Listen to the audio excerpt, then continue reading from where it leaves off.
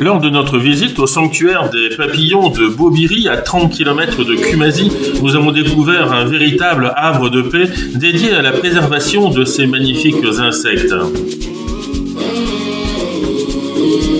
Après un trajet d'1 heure depuis la ville, nous sommes arrivés dans un lieu tranquille où des papillons aux couleurs vives volaient librement dans leur habitat naturel.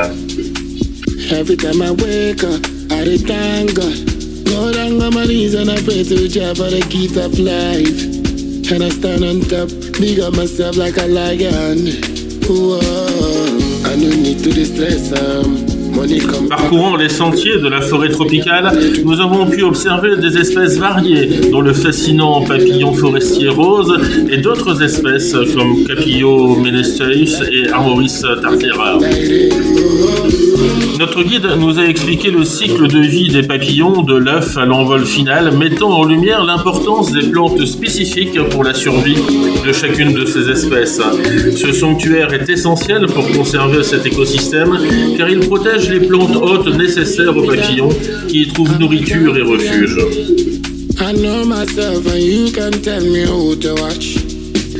Après notre passage au sanctuaire de Bobiri, nous continuons notre exploration de la région en direction du lac Bonsumtwi, un site incontournable du Ghana. Ce lac, formé dans un ancien cratère de météorites, est entouré d'une nature luxuriante et de petits villages de pêcheurs. L'endroit est paisible, avec des eaux calmes et des paysages magnifiques qui appellent à la détente.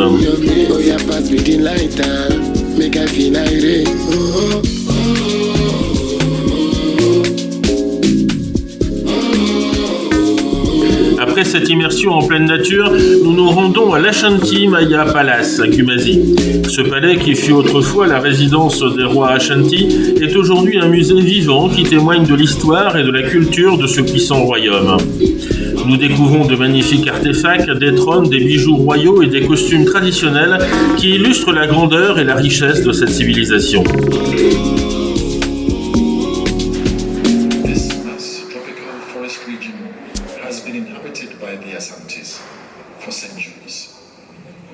As a peace-loving nation, the Asantis are always ready to defend themselves.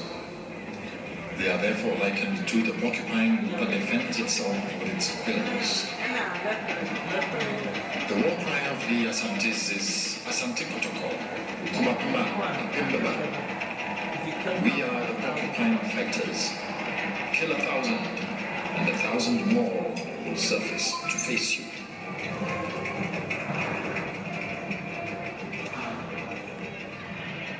The Asante people were led by their kings, the Asantehines. These kings were also political and spiritual leaders. Through wars and conquests, the Asantes established a powerful kingdom which covered most of what is present-day Ghana.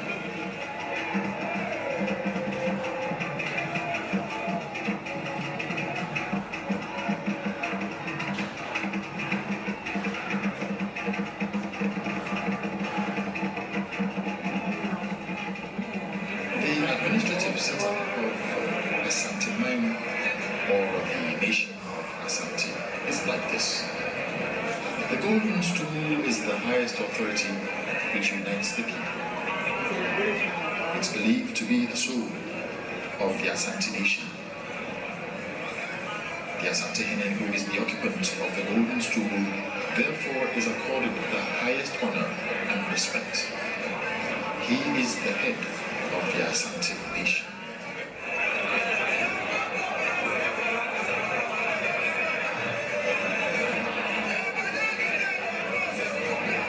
Asante society, inheritance is through the maternal uncles.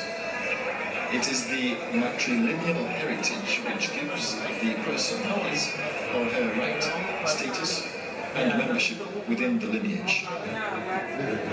It is the Queen Mother who nominates a chief for confirmation when a stool becomes vacant.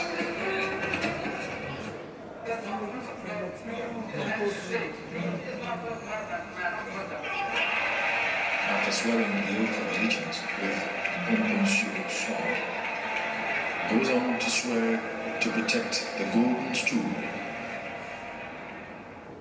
When somebody is chosen as a chief of his town, he first swears the oath of allegiance to his people, before he swears the oath of allegiance to his superior chief.